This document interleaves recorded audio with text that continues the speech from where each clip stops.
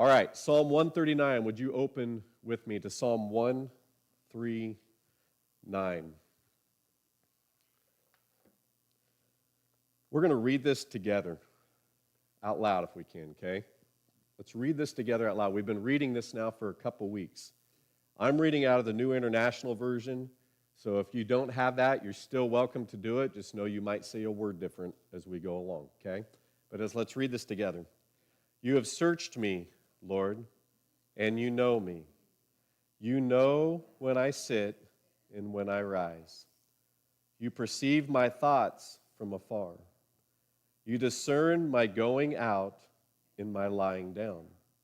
You are familiar with all my ways.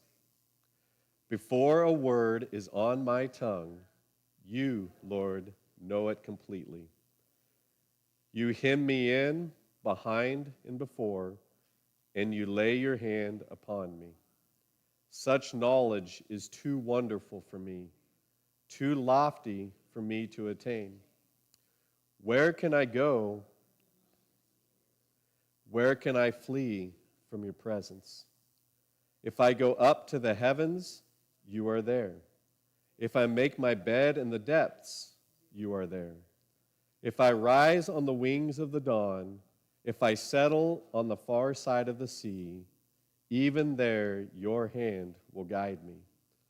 Your right hand will hold me fast. If I say, surely the darkness will hide me, and the light become night around me, even the darkness will not be dark to you. The night will shine like the day, for darkness is as light to you. Now please, let's read this out like we were worshiping. For you created my inmost being. You knit me together in my mother's womb. I praise you. Your works are wonderful. I know that full well. My frame, when I was made in the secret place, when I was woven together in the depths of the earth, your eyes, all the days ordained for me were written in your book before one of them came to be. How precious to me. How vast is the sum of them. Were I to count them, they would outnumber the grains of sand. And when I awake, okay, that's where we'll leave that there. Have you been reading that? Does anybody know who wrote this? Hint, it's probably at the top. David. Deb Wood used to say, it wasn't written about me, but it was written for me. Remember that, Mark? Many times. In fact, the passage that they gave me to use when I go to the camp to share on this summer out in Oregon, I struggle with because we have so twisted. It's Jeremiah 29:11. Because we've used it to make ourselves feel better in ways that it wasn't necessarily meant to be, and we've taken it and we've twisted and we use it at times that it didn't need to be used.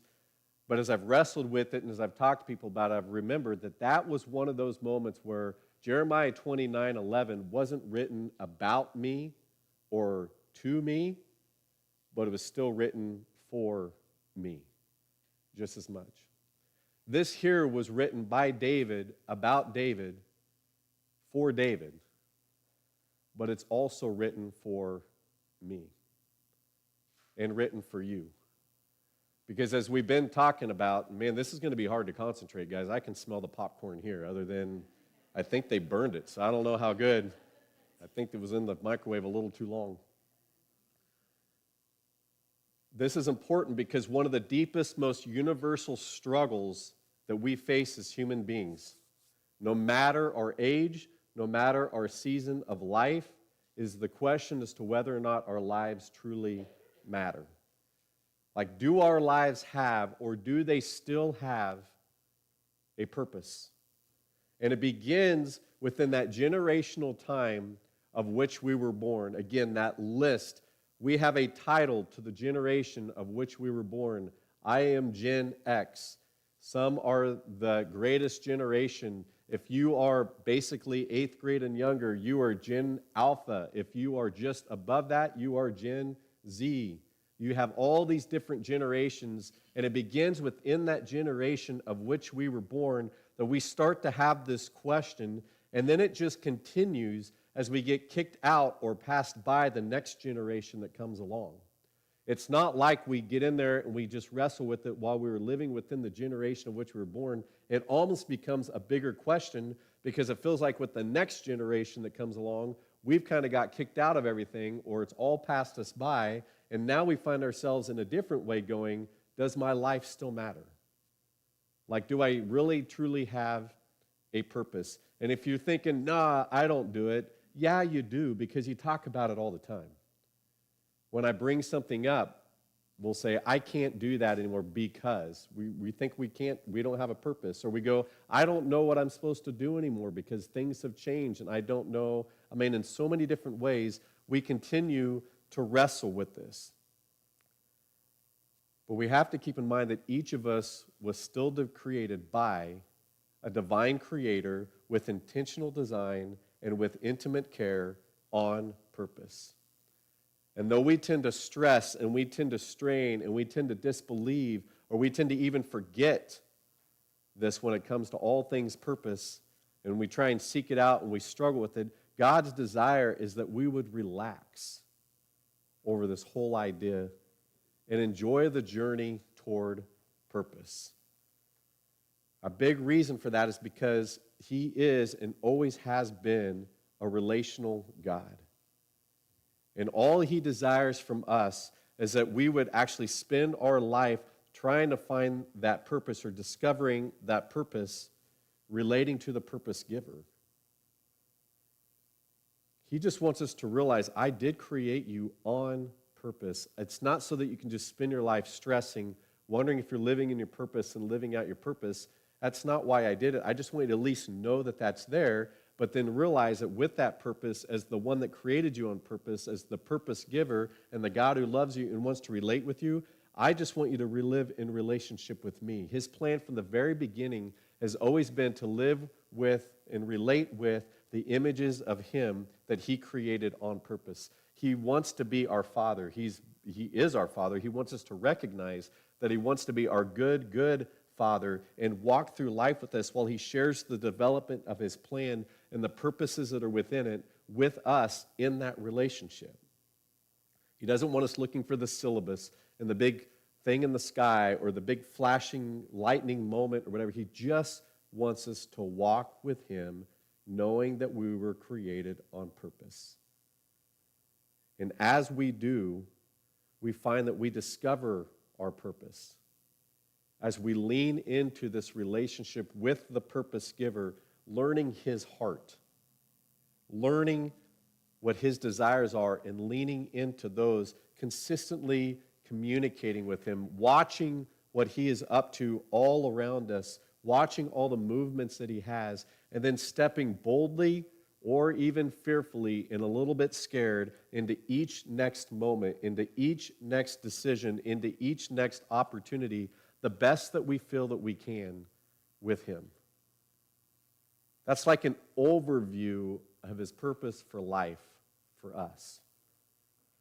And us discovering and living in our purpose with Him. And that's what we've been reminding ourselves over the last 2 weeks.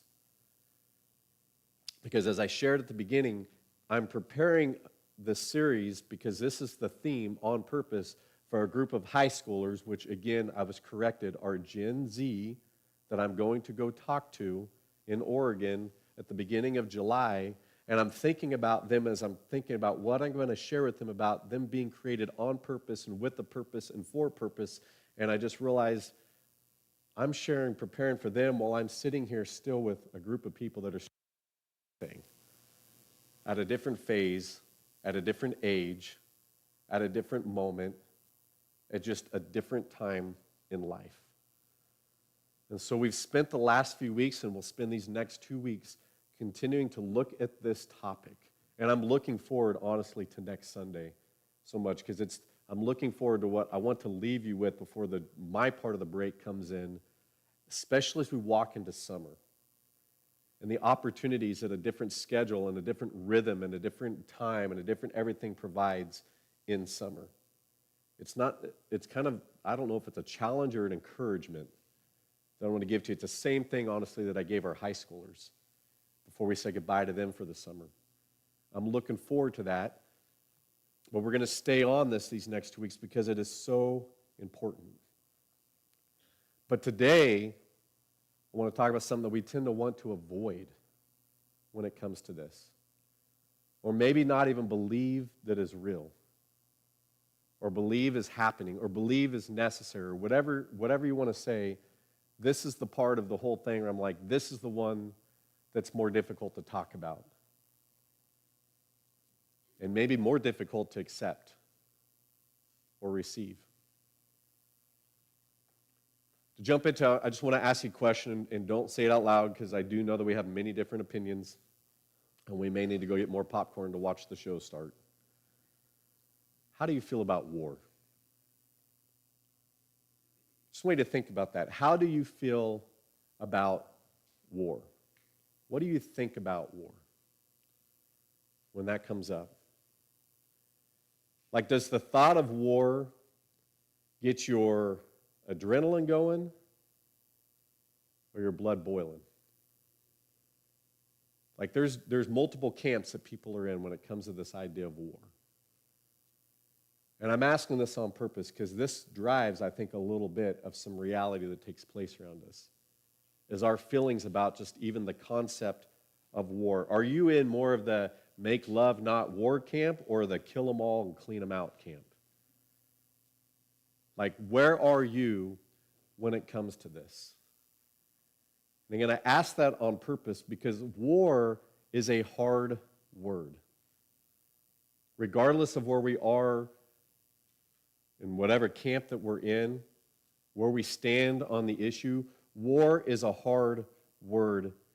And truthfully, we genuinely pray for or desire more the idea of peace over war.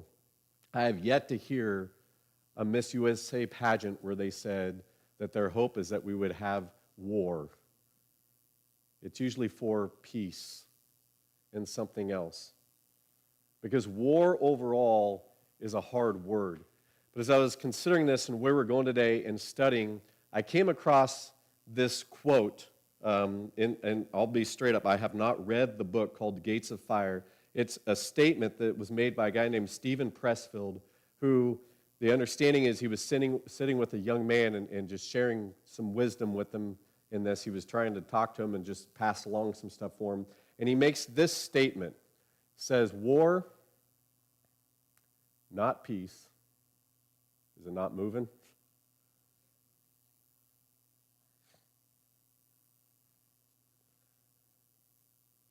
We will get this up here because I want you to see this.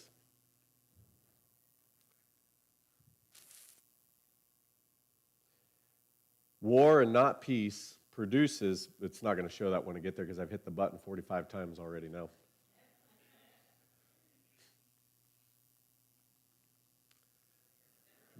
Oh, I know the problem. The TV's not on. I'm never going to see anything back here. I was looking at a blank TV. War, not peace, produces virtue. War, not peace, purges vice. War and preparation for war call forth all that is noble and honorable in a man. Look at that line again. War and preparation for war call forth all that is noble and honorable in a man. It unites him with his brothers and binds them in selfless love, eradicating in the crucible of necessity all which is base and ignoble. There in the holy mill of murder, in the meanest of men, may seek and find that part of himself. Concealed beneath the corrupt, which shines forth brilliant and virtuous, worthy of honor before the gods. Do not despise war, my young friend, nor delude yourself that mercy and compassion are virtues superior to Andrea, which means to manly valor. I can tell you right now, before I share this at the camp, I'm going to put that into ChatGPT and say, write this like Gen Z would understand, because there's a lot in there. That's like King James Version there. But this line here, do not despise war, my young friend, nor delude yourself that mercy and compassion are virtues superior to that word which comes out to manly valor or courage or strength. I read that, and I'm going to be straight up. I was looking at it going, my goodness, I don't know about this. I don't know that this is some good advice to be passing along to someone, to somebody young especially, to start putting in their head. Because to summarize as simply as possible, he's advocating for war as a means of making a person or persons better and more fully who they were created to be. And that's a summary of what he's doing here. And again, obviously, this can generate a lot of debate in the most literal and practical sense. But the more I read it, the more I realized, especially as we strive to live in our purpose and discover our purpose and live out the purpose for which we were created, I think it sums up something we need to address, to lean into, to accept very well. Because the reality is we are in a war for our purpose. We are in a war our lives. We were created by God. Again, we were created by God on purpose and for a purpose, but there is an enemy out there who will stop at nothing to keep us from discovering that purpose and living it out. There would be nothing that would make him happier than I could look around the room and call you guys out by name for him to go, I would sure love to never discover this. And I'm going to fight for that. That's why Jesus would say things like, the thief comes only and to kill and destroy. We love that part, but I've come that they can have life and have it to the full, but we skip over the reality. Look at this. He comes to what? Steal. And to what is the second thing? What's part of war? He's not just walking in going, hey man, it's a bad idea. Hey, can we have a coffee together and let me talk you out of living this out? No, I'm coming to steal your life. I'm coming to kill you. In fact, I want to destroy you. That's how Jesus describes the enemy that he calls a thief. And it's a crazy reminder. That's why Peter would write, stay alert. Watch out for your great enemy, the devil. So he finally named the enemy. Watch out for him because he prowls around like a roaring lion looking for someone to steal, kill, and destroy. Again, guys, you've seen the nature shows. You get in a battle with a lion and with another animal, who usually wins? It's why it's called the Lion King. Like, this is a picture, he's saying, of somebody of power. We're not dealing with a sissy little enemy that's just trying to knock us off track. Yes, he uses strategies that are like that. We are in a war with someone who wants to steal, kill, destroy, devour our lives. And that is why Paul would write in his letter to the church in Ephesus, and he would sum it up with these words, and he'd say a final word, be strong in the Lord and put on his mighty power. Put on all of God's armor so that you will be able to stand firm against all the strategies of the devil. He didn't just say, hey, go to church on a regular basis and be a good person. He's saying, no, you got to put on some armor because you are in a war. And then he goes on and he talks about the armor that is going on. And he says, we're not fighting against flesh and blood enemies. We're fighting against evil rulers and authorities of the unseen world, against mighty powers in the dark world, and against evil spirits in the heavenly places. We are in a war each and every day. And I don't mean we collectively as the Joaquini Church of God. Again, if I were to call you out by name, I would say your name, and you are in a war every day. and it is a war. It is a battle for our lives. It is a battle for our hope, and it is a battle for our God-given, God-created, on-purpose purpose. Because all he would love to do is destroy your life. And from there, he'll let it continue to take its effect. As it destroys your family, as it destroys your marriage, as it destroys your children, as it destroys your workplace, as it destroys your community, as it does all this. But he starts right there in the war and the battle that we are in this day. And in this fight, our wisest move is not just to make peace with everything that holds us back, but to make war against it. And that's why the title you have in there it's make war, not peace. There are times in our lives where, as much as we may not like that idea or that word or that thought of war, we've got to realize we're in one. And we've got to decide if we're going to fight the battle or not. And if we are willing to go to war with the enemy that is after us. It's a daily battle we're in. And he fights in so many different ways. Some of them we addressed quite a bit during our Did God Really Say series. But when we talked about he's a great deceiver, he's a great liar, I think of some of the battles that have taken place over history where they just would share things over the intercom and psychologically throw you off, and they would say things to make you start believing things, and that was how they would weaken you and hurt those that were the enemy and take them down. He does a lot of that going on. But we also need to be aware of the fact that sometimes he just comes along and he drops bombs in our lives. Or at least stun grenades.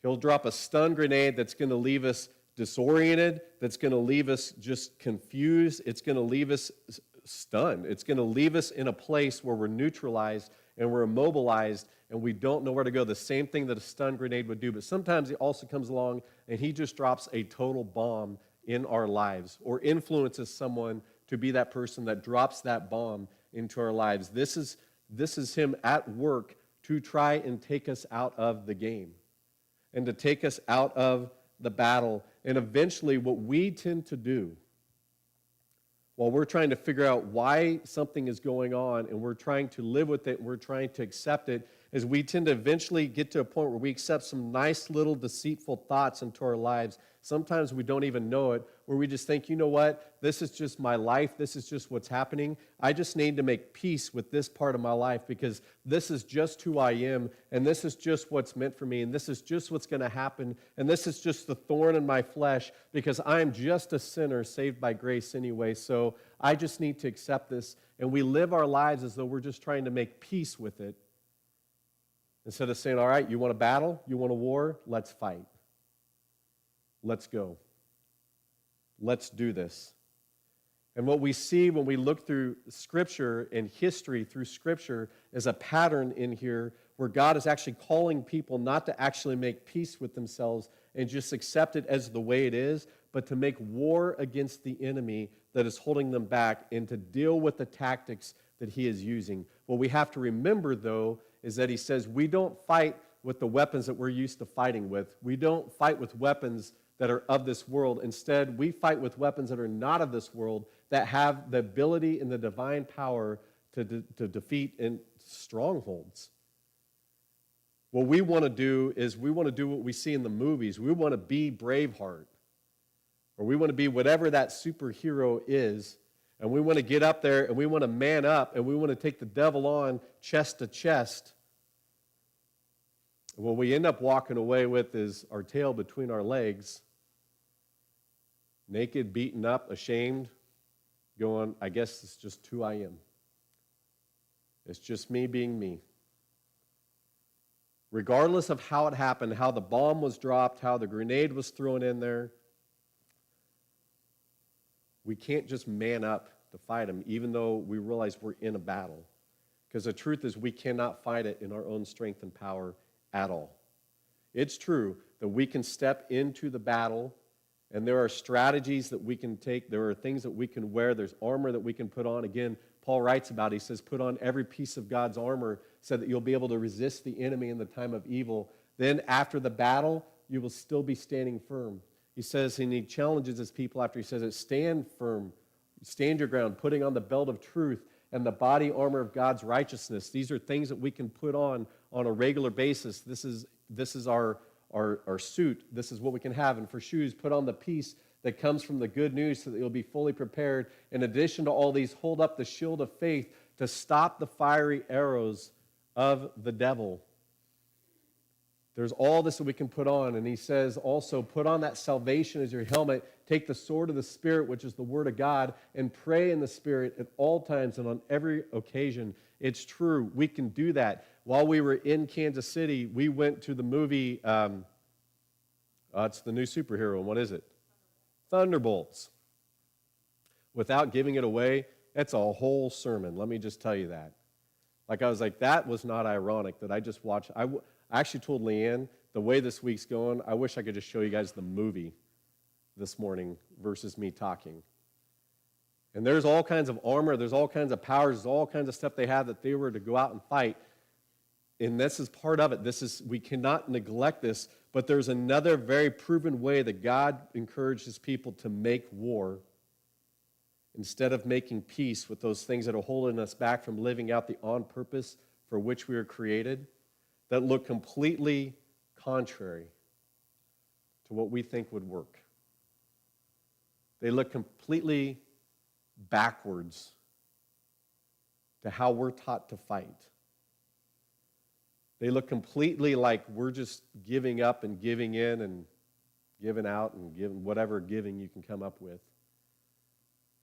And the reason why is because we have this premise, and it begins with this premise that no matter how much we put on this stuff, no matter how much we put on this armor, no matter how offensive we get with our sword, and no matter how much we pray in the Spirit, he is never going to stop coming. This helps so many battles to do exactly what Paul is saying. That's why I said we should never neglect this. But that's what we get caught up in, because that's the movie style of war, even in the spiritual world. And we miss out on the one that might be even more effective than any of it, because it's so contrary. Because we're so enlightened and excited and motivated and adrenalized by fighting with this, that we forget that there's one that is actually used all through Scripture, that he encourages us with the understanding that regardless of how many times we do this, he's going to just keep coming. We can put all this on and he's going to throw another bomb. We can wear all this and we can do all this and you're going to get stunned by another grenade. He's never going to stop coming. He's never going to stop looking. He's never going to stop seeking to destroy. He's never going to stop throwing.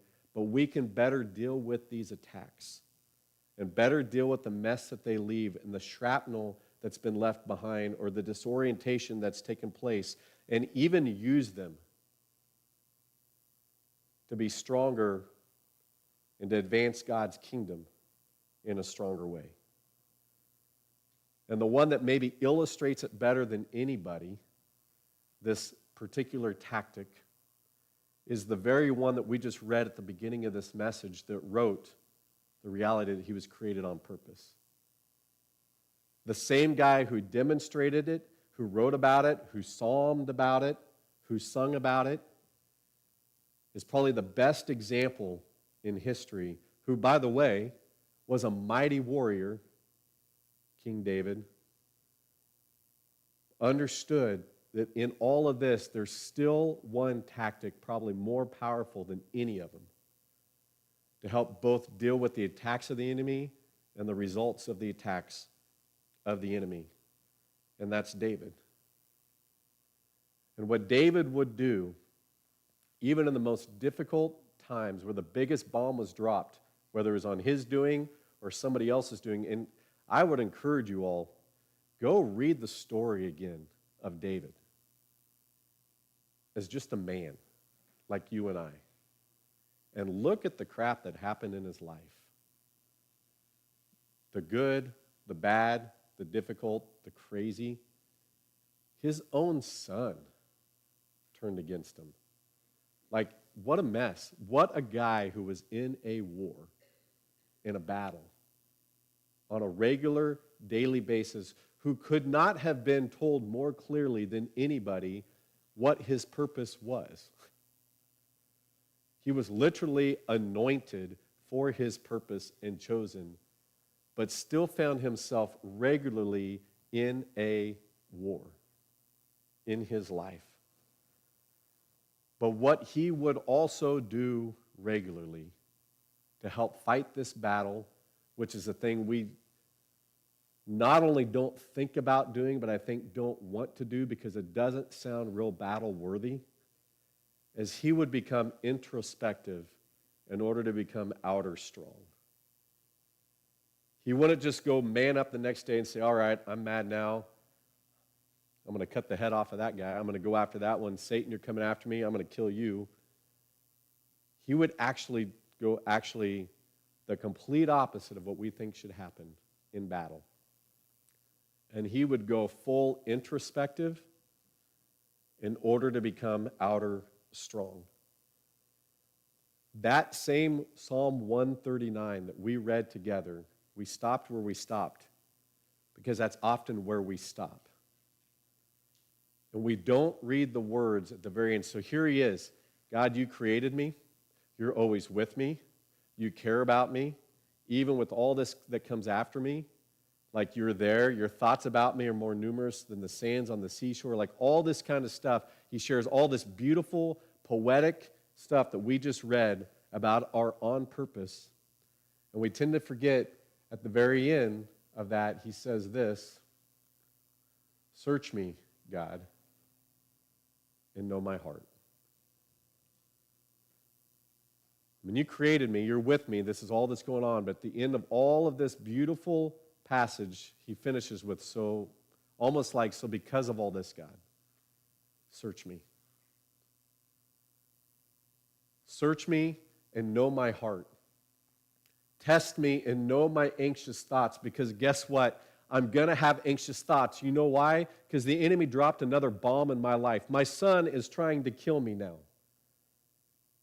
I was stunned by another grenade. I'm anxious. I'm stressed. I'm worried. I don't know what to do. I can't believe this is happening. I'm disoriented. I don't know what's going on. So God, search me. Test me. Know my anxious thoughts. See if there's anything offensive in me. Because to be honest with you, I'm just like everybody else in the world where hurt people, and I've been hurt a lot, and so I've probably been kind of offensive to other people, which we're going to talk about in a minute, where really he was. So search me, look at me. I'm being introspective so I can become outer strong, because the enemy keeps coming and bombs are being dropped, grenades are being thrown, disorientation is taking place. God, I need you. Lead me in the way everlasting. And David showed us probably the greatest way to fight this war that we are in every day. And this right here, honestly, is something we could wake up and do every single morning or every night before we go to bed. Because he had so many bombs dropped in his life, so many struggles. But the preparedness that he had through this mindset that we see helped him deal with the difficult attacks that the enemy schemed into his life. Whatever attacks came against David to destroy his life and purpose, he eventually chose to respond in such a way where he was willing to be vulnerable before God and to be honest about what was revealed in his heart. He was willing to speak it out, not just be like, man, that's there, okay. But he was literally willing to speak it out and surrender it for God to do whatever he's going to do with it. And can I tell you right now, whatever strategy, whatever attack the enemy wants to use in our life, if we'll do this, we just, is disempowered a word? Unempowered, weakened, whatever we want to use, the enemy. Because he's throwing that bomb to leave shrapnel to get us to think terrible things about ourselves and others. He's trying to stun us to get us into a place where we just think, I'm not good enough. I can't do it. I really wasn't created on purpose. I'm just He's putting things in our minds, trying to distort it just enough to throw us just enough off course so we can't experience it. But when we're doing this, how can he do that? And David understood this. And maybe the greatest example of this playing out in his life is actually found in this moment where the biggest bomb, which he himself created, with a woman that's pretty popular, that we know quite well, whose name was what? Bathsheba. At a time when kings were going out to war, it says, David didn't. And I don't know why. Maybe he was just so successful and so good at that point that he didn't have to go to war with everybody else. He was the man. Maybe he was tired. Maybe he was sick. Whatever the case, he was in a place that while all the kings were going out to war, David didn't. He took a nap. And again, I say read it like you would anything, but he took a nap. And when he got up from his nap, he looked out his window. I doubt it was made by Anderson, but he looked out his window to whatever's there. And I'm guessing his palace was higher than the rest, so he could see things. It's like staying in an upper level at a hotel. And what does he see? A beautiful woman bathing. And if you need to let your mind go, let it go, because that's where it went for him. Because the man that could say, I can have anything I want, said, I want her. And listen, I'm saying this on purpose because remember, this is a man after God's own heart who was anointed with a purpose. Had a moment that he said, I want her, and that's truly all he wanted was her. For a moment, for a time, for a reason. And he had her. The bomb came when the news came back, I'm pregnant. Again, this is a man. It's not some mythical figure. What do you do now? Life just kind of changed. David, being a man of God, said, okay, let's go together and tell your husband about it. We'll deal with this. I'll help pay for all the child costs. I'll take care of him, right? Freaked out, man. First thing he started thinking about was, how can we cover this up? So looking like a nice king, he calls Uriah, her husband, back from the battlefield. Gets him drunk, says, hey, have a good time, party. I'm thankful for all you're doing out there, the way that you're fighting for me, all this that you're doing. I want you to do this. Actually, I think the first night he didn't. He just said, hey, I'm thankful for what you're doing. I want you to go home and, hey, just have some special alone time with your wife. Lock the door, do whatever. And in the morning he comes out, and what happens? He never even went in the house. Uriah goes to the front door and lays outside at the front door. And I'm guessing in many different ways, David's going, what are you doing, man? Sir, all these guys are in battle. I'm a loyal warrior. How can I go home and sleep with my wife and have a good time while all of that's going on? So again, David, a man after God's own heart, goes, man, I'm convicted. That was so good. Let me tell you the truth. No. He says, well, I'll tell you what. Come eat with me. I'm going to get you drunk. Why do you think he wanted to get him drunk? What do drunk people tend to do? I mean, read it like a man. He was trying to set him up to go home to his wife. Once again, it doesn't work. So what is the final thing that happens? Joab, put him on the front lines. Because the way they fought war, if you were on the front line, there's a pretty good chance that was going to be the end line, the deadline. And sure enough, it was. Think about that. David had the husband who was completely innocent, completely loyal to him and his campaign and everything else killed to cover up his desire. Bomb, shrapnel, a mess. I don't know what happened in that time between that and when his buddy Nathan showed up and shared a parable with him that really upset David.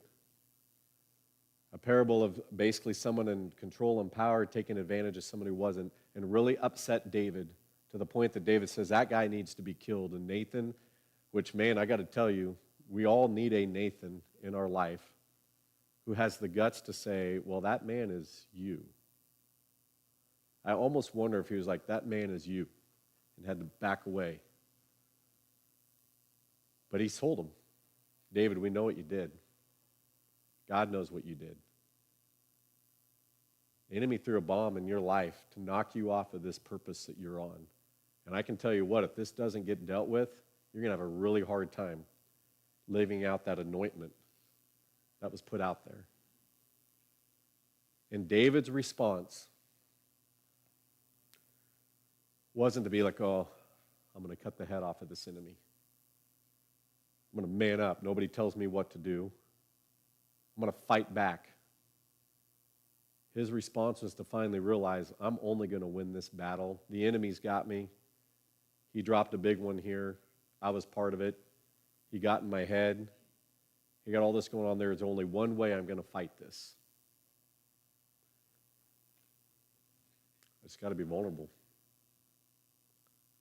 and honest. And eventually be willing to say, yeah, I did it. God, do what you're going to do with this now. And as you know the story, God forgives him, says, "This is you're forgiven, but here's what's going to happen. That child is not going to make it."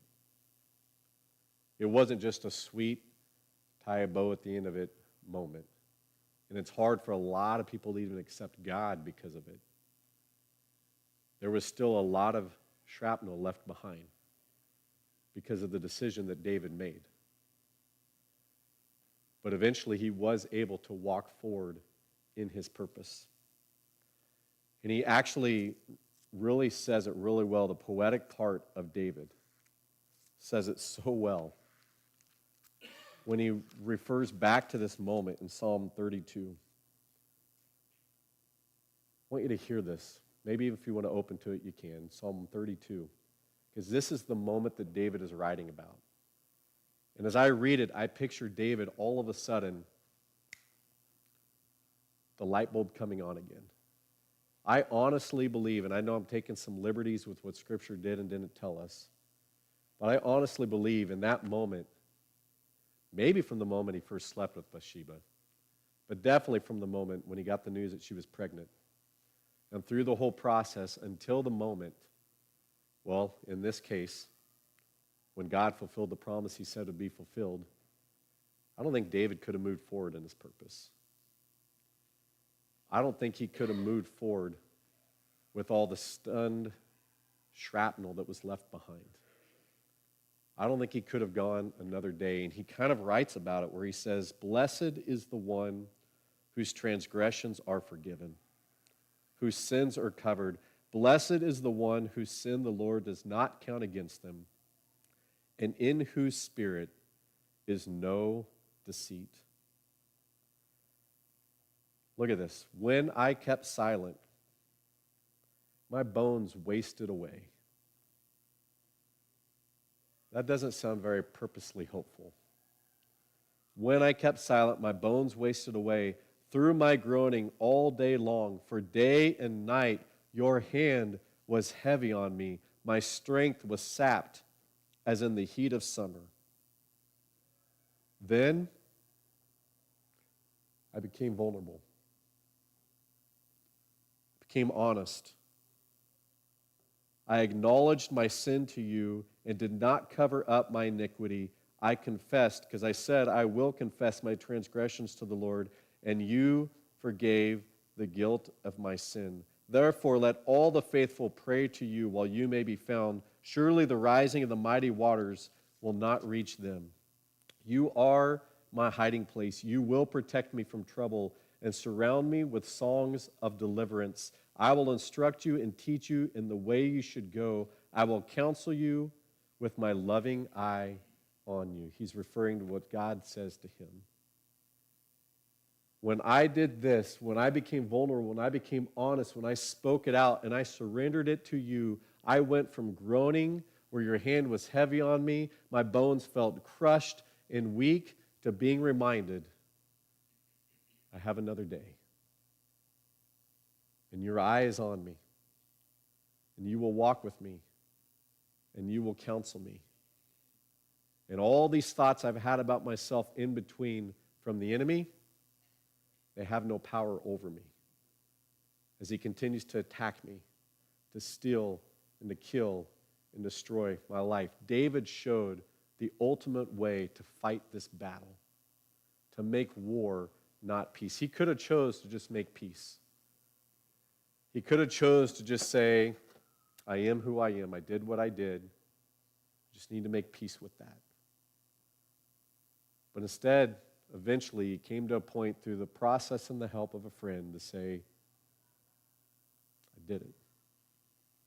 I screwed up. This bomb in my life is affecting me. God, I give it to you. Lord, I need you. Every hour, I need you. My righteousness, my one defense, oh God, how I need you. And that's how he's able to keep walking in his purpose. Because there is an enemy that is coming after you to steal, to kill, and destroy. He does not want us living with hope and with life and with purpose. But as I close this, I want to remind you, and I'll do it with a story that I just read recently of a famous artist, world-famous sculptor, who had work that was displayed at some of the most popular places around the globe all the time. And a young student, is going to actually tour his studio.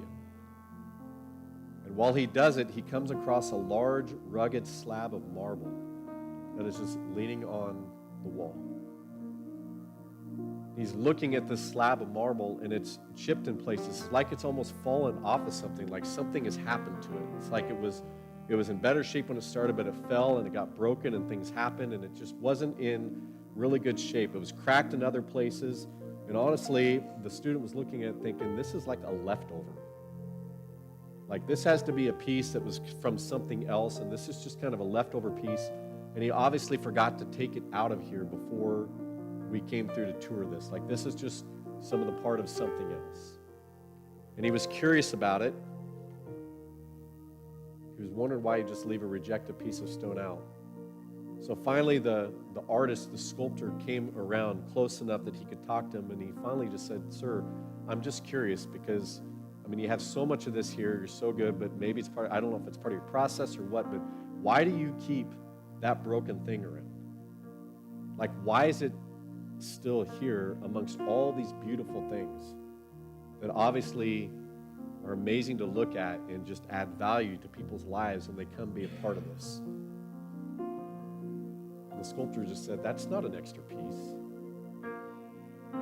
That's not laying around. That's there on purpose. I still have that there because I'm still turning it into what it can become. Those chips that you see right there, I did that. I'm still carving this into everything that it could be. And part of that is taking away that which doesn't belong. That's not an extra piece. That's a masterpiece. You just don't see it yet. And that's the heart of our Creator and what He does in our lives. That's how He cares about us, because we're made on purpose. And we may have had enough bombs thrown in our lives. We might have been the one that dropped it at our own feet. We may still be stunned by something that has taken place that we didn't ask for, that we didn't want, and still be disoriented. But whatever the case may be, we're thinking, there is no way that I still have purpose. Maybe we're even got to the point of thinking, there's no way I was even created on purpose to start with. And he's saying, no, you are a continual, like, sculpting work of art. Like, I'm always working on you. But you are in a battle, and things are going to happen. Things are going to get chipped. Things are going to get cracked. Things are going to take place. Just let me do what I need to do with you. Be vulnerable. Be honest. Talk about where the crack came from. And then trust me to do my thing. Trust me to do what I can do. That's how we win the war. Yeah, we put on the armor of God. Do it every day. I encourage you, do it every day. But know that sometimes it's not going to take you being the bigger man or woman. It's going to take you being the one that's willing to say, I'm done fighting. I'm going to my knees. God, here's where I'm at. Here's what's going on. Here's what I've done or what they've done. Do what you need to do. Lord, I need you. Every hour, I need you. And you know what you do there? You disempower the enemy who's trying to steal your purpose. Instead, you allow him to take another chip to turn you into the beautiful work of art, the masterpiece he envisioned you to be when he created you in your mother's womb. Fearfully, wonderfully made. I'm not going to do it today. We've been here long enough. But this week in the email, I'm going to put out 3 questions in those daily devotions. By the way, if you don't know, after each message, we do a week's worth, 5 days worth, starting on Tuesday, of just some devotional thoughts based on the message to just reflect. If you're going, I didn't know about that, give us your email, tell us you want to be on it, you'll be part of that list. I'm going to give you 3 questions that I want in those emails starting on Tuesday that I want you to just consider as you fight this battle that you're in. But I want to leave you with this thought. Maybe it's more of a question. As you leave this place, do you realize you're in a battle? You're in a battle right now. When you get up, when you take the next step, and the minute you walk out, you're in a battle. It's a war. Best advice I can give today as we go to continue to live out our on purpose is make war, not peace. God, I pray that you would help us in that. Because as we've just gone through however long saying, we just can't do it. This is about, yes, there are elements, there are moments you call us to fight, there are things we can implement, there are weapons that we can wield, there are strategies that we can use. But God, the war is just so big, and it's so strong, and it's so constant, and there are just so many bombs and grenades that are thrown into our lives. And no matter how much willpower we have, that'll eventually run out anyway. No matter how much willpower we have, we just don't have enough. So I thank you for giving us an example of a terrible time, especially in his life, of someone like David, who showed us how we can get back off the mat, how we can get back up even in the worst of times, and go back out into the battle in the purpose for which you created us. God, if there's someone still sitting here today that's going, I still don't really think I was even created on purpose, would you please find a way to let them know that that is just not true, and allow them to experience an overwhelming love and grace from you that lets them at least take a step realizing I do have a purpose. And then just remind us each day that you're walking with us and inviting us to walk with you as you show us the development of that purpose. And as we fight this battle, Just give us the confidence and the courage to be vulnerable, to be honest, to be open and confessing, and to be allowing of you to do whatever you need to do to keep going all through the attacks of the enemy. Show yourself to be true in this, God. Give us the courage as we walk in it. And thank you for each person that you drew to this place or who are listening on YouTube at this time. Because, God, you wanted us to hear it. Now walk with us through it. In Jesus' name, amen. Have a great day, everybody. See you next week.